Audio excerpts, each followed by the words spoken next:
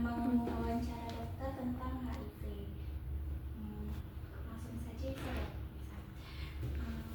sebelumnya izin bertanya, berdasarkan pengalaman dokter, bagaimana biasanya pasien yang terindikasi HIV mengetahui kondisinya dan mengakses layanan kesehatan, baik yang datang secara langsung untuk pemeriksaan maupun yang datang setelah muncul gejala? Ini pertanyaan akses layanan ya? Iya. Jadi perkenalkan dulu ya. Saya Dr. Cynthia Marinda ya, merupakan PJ PDP HIV di Klinik Utama SK. Jadi biasanya kita pasien di sini kan nggak banyak karena baru juga kan.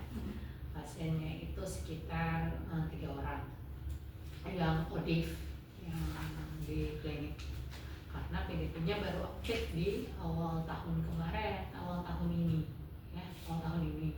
Tapi mulai ada pemeriksaan screening itu awal tahun 2024 ya, yang aktif screening. Jadi biasanya pasien yang datang ke klinik itu biasanya tanpa gejala deh. Jadi HIV itu dia kan rentang waktunya perjalanan penyakitnya kan 5-10 tahun. Biasanya pasien yang datang itu tidak bergejala sama sekali.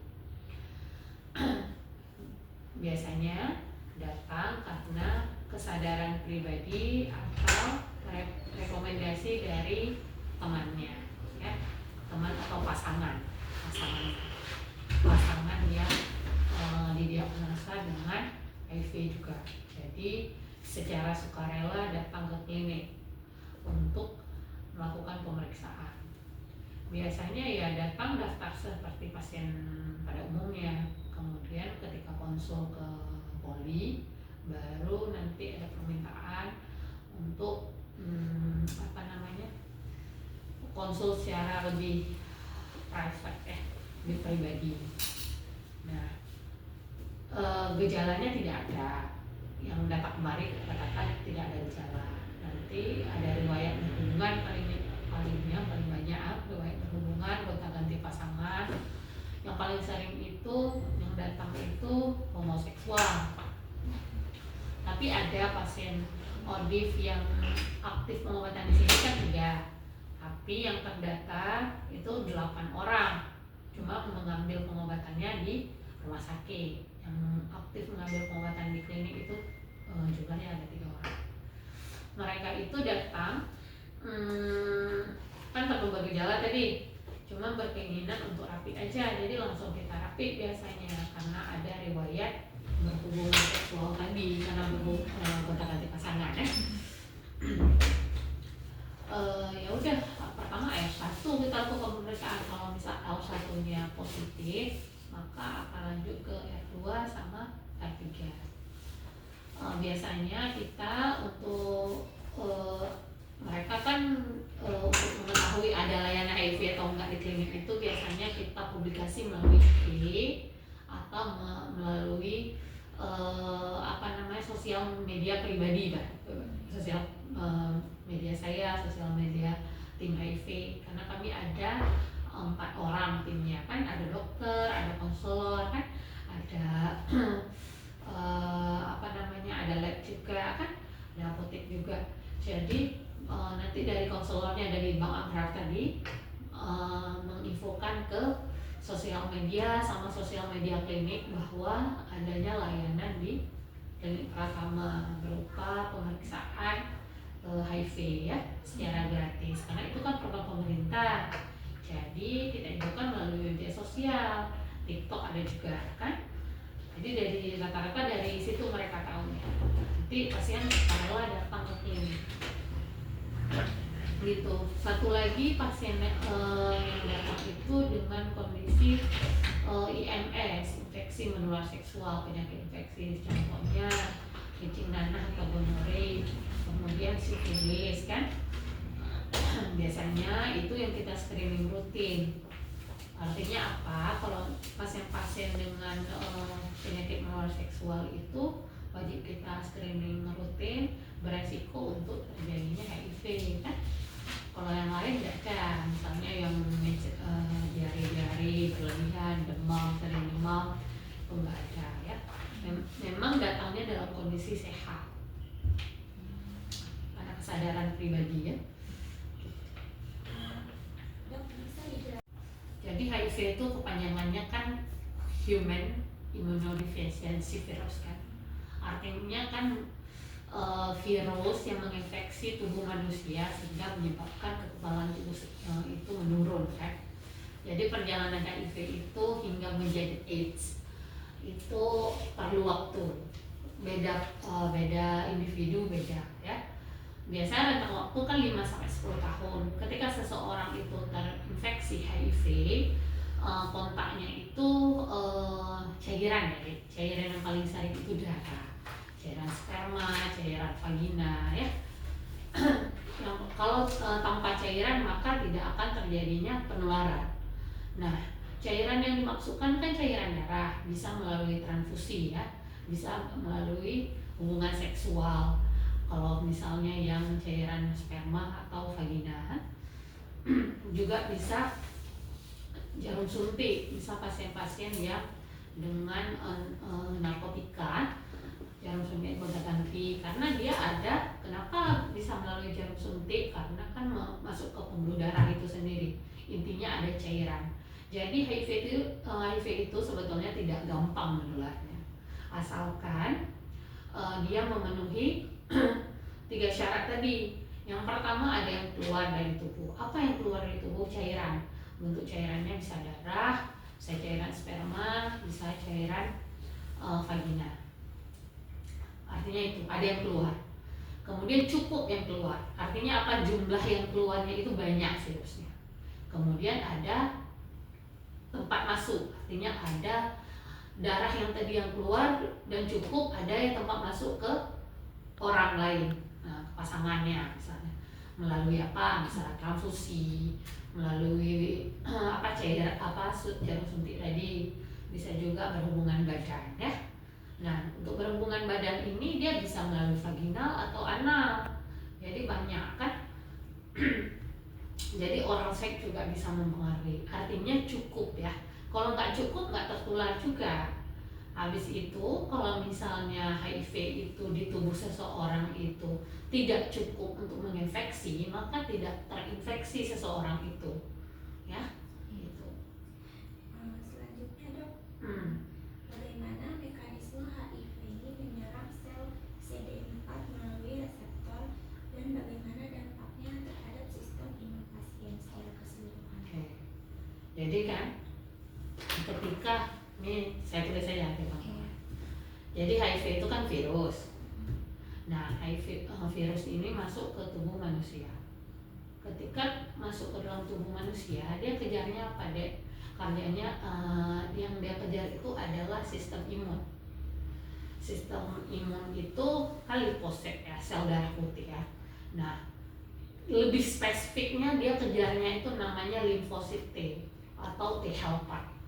Limfosit T ini dia ada reseptor, yang setiap sel limfosit T ini ada reseptor namanya CD4. Si CD4 tadi pertanyaannya. Nah, ketika virus HIV ini untuk mengejar T limfosit ini, dia akan berikatan dengan reseptor CD4. Nah, ketika dia sudah berikatan dengan reseptor CD4, virus ini akan mengubah diri dari RNA menjadi DNA. Jadi dia akan memperbanyak diri. Jadi semua dia akan mencari CD4-nya, kemudian akan match, kemudian akan membelah diri dengan rentang waktu yang saya bilang tadi. Ketika sudah banyak, maka dia akan pecah dan akan menimbulkan gejala imunodepresan. Ya, sistem imun tubuh itu akan menurun. Nah, muncullah gejala, misalnya pasiennya tiba-tiba udah batuk-batuk. Maka gejala HIV itu tidak khas dia, karena dia ketika imun atau CD4 itu turun akan menimbulkan gejala-gejala infeksi oportunistik namanya. Jadi bakteri, infeksi bakteri bisa, infeksi virus lain bisa diare pasiennya, bisa TBC pasiennya karena imunnya menurun. Normal CD4 itu di tubuh manusia itu 500 sampai 1500. Jadi kalau misalnya makanya pasien yang terinfeksi HIV itu biasanya dicek dulu dia CD4-nya itu ada berapa jumlahnya maksudnya. Kalau di atas 500 maka pengobatannya sudah bisa kita mulai kan. Kalau CD4-nya masih kurang, ARV-nya tidak bisa kita mulai dulu karena kita harus melakukan peningkatan CD4 dulu kan. Maka dari itu yang kita evaluasi adalah CD4-nya karena CD4 itu untuk menilai yang pertama keberhasilan pengobatan atau kegagalan pengobatan. Kemudian yang kedua adalah untuk menilai perjalanan penyakit HIV itu sendiri, apakah dia udah menuju AIDS atau enggak. Karena ketika CD4-nya di bawah 500 itu menilai bahwa pasiennya beresiko untuk menuju ke AIDS dan mengancam nyawa artinya kan. Seperti itu. Selanjutnya dok, apa saja yang bisa membuat kerusakan imun akibat HIV ini menjadi lebih cepat atau lebih parah? Gimana? Apa yang membuat kerusakan sistem imun akibat HIV ini menjadi lebih parah atau lebih cepat parah pada pasien? Apa yang menyebabkan kerusakan imun? Lebih cepat ya. Lebih cepat. Jadi kan seperti saya jelaskan tadi, ketika virus itu sudah menangkap sama reseptor si CD4 ini, kan dia udah tinggal di tubuh ini. Kemudian pasiennya itu juga minum obat-obat tertentu, misalnya contohnya steroid. Karena steroid itu dia kalau minum dalam jangka waktu yang panjang bisa memang meningkatkan imun. Tapi kalau misalnya untuk CD4 ya, tapi kalau untuk yang lain bisa malah merusak imun karena dia antara positif dan negatif. Jadi steroid itu bisa menurunkan angka CD4 kalau minumnya dalam jangka waktu pendek. Itu juga mempengaruhi. Seperti itu contohnya. Atau ada penyakit-penyakit lain pasiennya. Itu sangat mudah kan. Selanjutnya dok, bagaimana cara kerja obat ARV dalam mengendalikan infeksi HIV dan mendukung pemulihan serta fungsi sistem imun khususnya sel CD4 tadi? Oke. Kalau ARV, saya pending dulu ya. Kalau ARV, ada lagi. Menurut dokter, faktor sosial dan budaya apa yang memengaruhi kepatuhan pasien terhadap terapi ARV tadi dan atau akses mereka ke layanan HIV? Oke. Jadi kan kalau kepatuhan minum obat sama akses layanan itu faktornya itu banyak ya dek. Salah satunya adalah orang terdekat. Mereka pasien ODIF ini biasanya jarang orang tuanya tahu, tapi biasanya pasangan. Kalau orang yang sudah menikah pasangan atau yang pasangan yang memang pasangan dia gitu kan.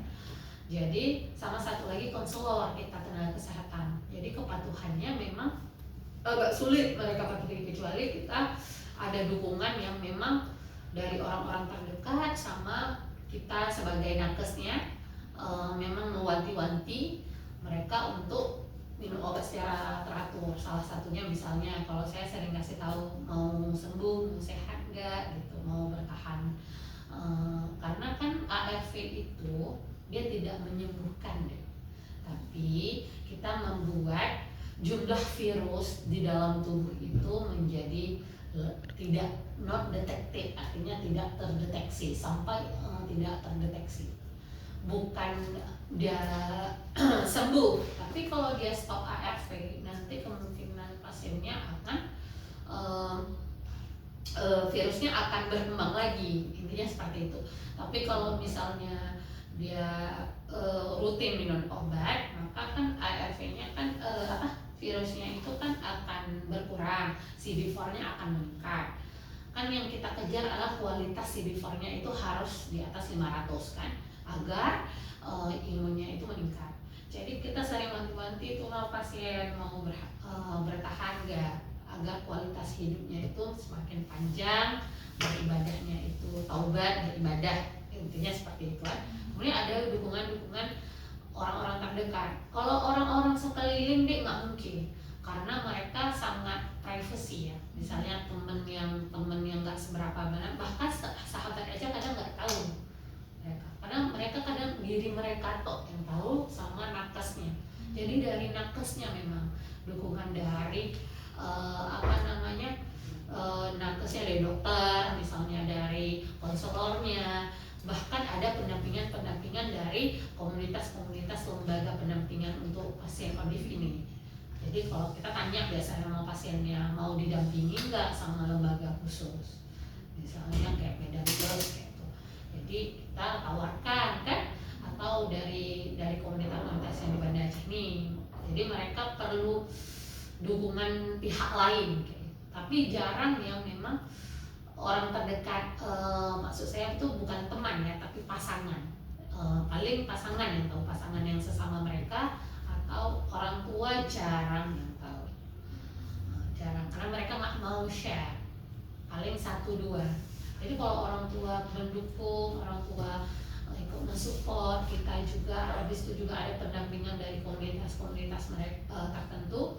Maka karena ada komunitas HIV yang memang mendukung, misal mendampingi mereka yang ODF ini untuk patuh berobat, untuk mudah mengakses layanan kesehatan.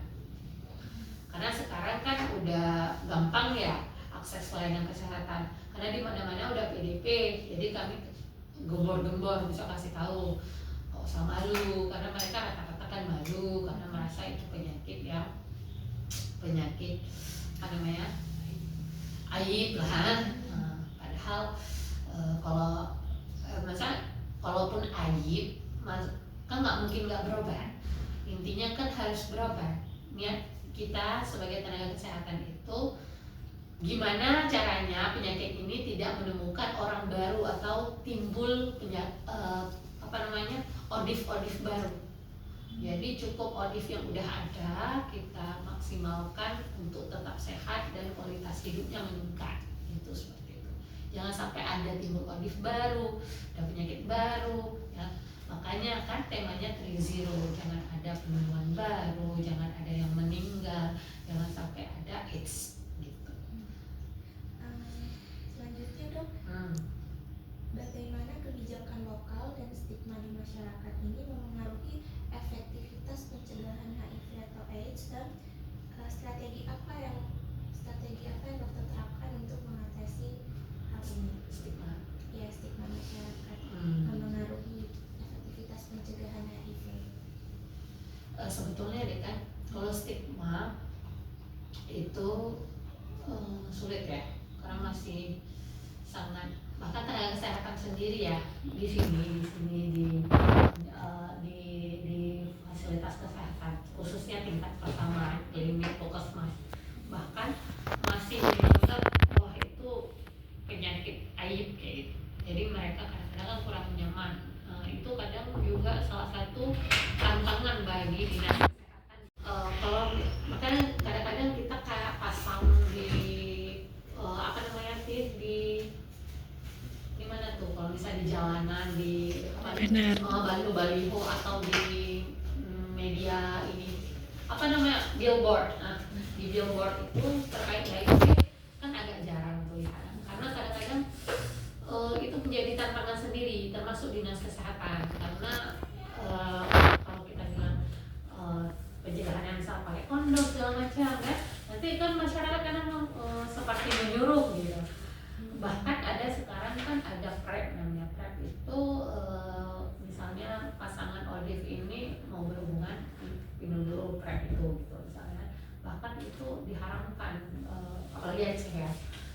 Misalnya banyak stigma negatif terhadap kebijakan-kebijakan lah, karena niat kita biar nggak tertular kayak gitu kan ya, tapi masyarakat masih menganggap tabu, bahkan edukasi masih dianggap tabu, jadi kadang-kadang kesulitan juga kita.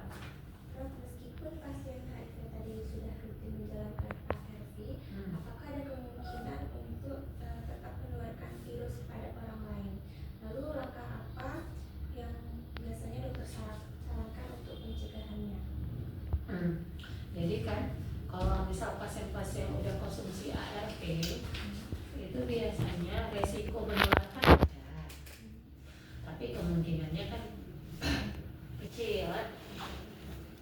Tadi kayak saya bilang tadi, kalau misalnya pasien yang konsumsinya rutin, dia tidak skip, tidak bolong-bolong, atau tidak lupa, tidak malas rutin minum obat, karena jenuh ya dia minum obat setiap hari, kemudian seumur hidup itu jenuh.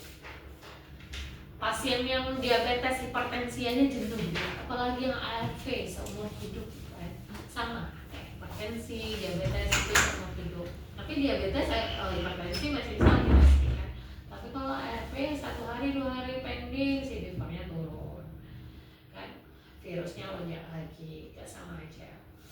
Jadi kalau risiko menularkan itu ada, pasti ada. Karena kan makanya pasien-pasien dengan ODIF ini, pasien HIV ini, makanya 3 bulan sampai 6 bulan sekali itu cek CD4, viral load. Jadi mau kita pastiin virusnya udah semana, CD4-nya udah meningkat atau belum. Biasanya kalau mereka-mereka yang patuh minum obat, CD4-nya tuh meningkat 100 sampai 150 kalau rajin rutin. Makanya 3 bulan sampai 6 bulan tuh harus rajin cek. Tapi kalau misal dalam kondisinya CD4-nya rendah, kemudian juga virusnya meningkat, ketika dia berhubungan seksual ya otomatis itu menularkan ke mereka, ke orang lain, pasangannya, siapapun pasangannya kan, pasti menularkan. Nah itu yang kita takutkan. Makanya ada saran-saran pencegahan dari tenaga kesehatan, pakai kondom kah, atau pasangannya PrEP kah, atau apalah, banyak hal. Pokoknya intinya kebanyakan tuh PrEP atau kondom. Dok, mungkin ini terakhir ya. Iya. Apa tantangan atau kendala terbesar yang dihadapi dalam penanganan pasien HIV ini di Banda Aceh khususnya, mungkin dari sisi fasilitas, sumber daya atau kepatuhan pasien? Iya. Tantangan pertama dari pasien misalnya, kebanyakan mereka tidak jujur, sulit untuk kita jangkau, karena kan mereka komunitas tertentu, apalagi kan homoseksual itu sangat sulit ya. Nggak semua orang yang bentukannya tuh perempuan mereka tuh homoseksual, dan nggak semua orang yang laki banget itu heteroseksual. Kemudian mereka itu nggak jujur, trustnya itu tidak ada, trust ke dokter, bahkan ke tim yang dia datangi, yang dia percaya satu konselornya, bahkan trust itu masih enggak 100%, masih 50%. Dan mereka paling takut itu ketika penyakitnya diekspos seperti itu kan. Jadi karena kurangnya trust, kemudian juga sulit kita jangkau komunitas-komunitas tertentu. Karena kan kayak misalnya kita lihat kayak contohnya mahasiswa, ada fakultas-fakultas tertentu yang kita lihat kayaknya ini banyak lah ya, tapi untuk menjangkau itu sulit deh, karena perlu prosedur surat-surat, kemudian stigma dari dosen-dosen, stigma dari masyarakat, orang tua banyak. Nanti kok mau cek, kok ini, emang anak saya ini, gitu-gitu. Bahkan dari pasiennya sendiri, kita untuk gali aja itu sangat sulit deh. Paling kalau saya biasanya lihat gestur tuh, kalau pasiennya ada keluhan, misal gatal-gatal atau apa, kayaknya nih penyakit ini ya, misal pikiran saya seperti itu. Tapi kalau saya kadang nggak berani nanya, kalau saya mau nanya, apakah mau ada dua homoseksual, rasanya tuh sulit deh, karena kita kayak menjustifikasi dia bahwa dia melakukan sesuatu yang tidak seharusnya dilakukan. Karena kan hubungan seksual itu kalau di Aceh nih ya, di Aceh sendiri itu kan kalau tidak menikah itu tidak lumrah kan, karena hal-hal seperti itu udah Allah ciptakan bagi-bagi yang menikah, kenikmatan yang didapatkan ketika orang sudah menikah.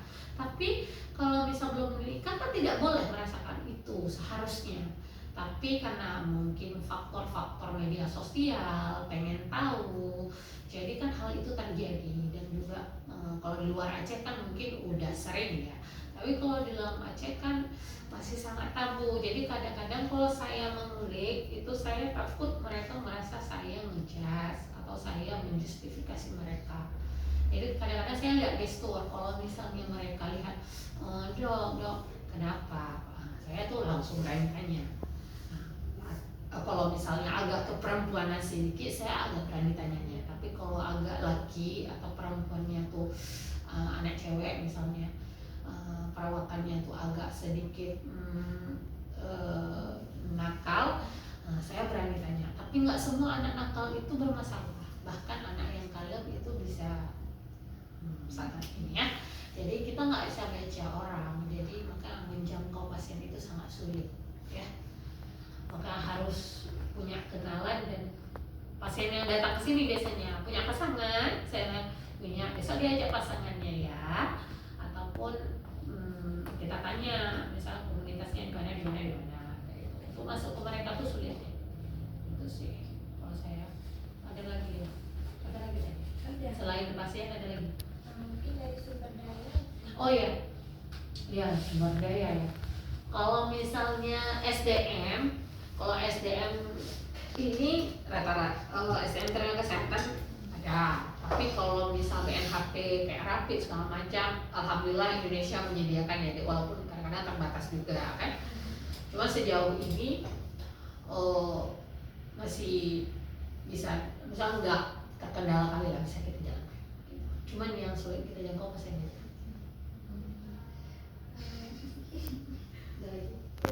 Mungkin Paling ARV itu lagi ya nih. Tadi saya takut salah jawab nanti. ya. Soalnya itu mendalam. Ya, ada pasien ya. Nanti lagi ya. Dok,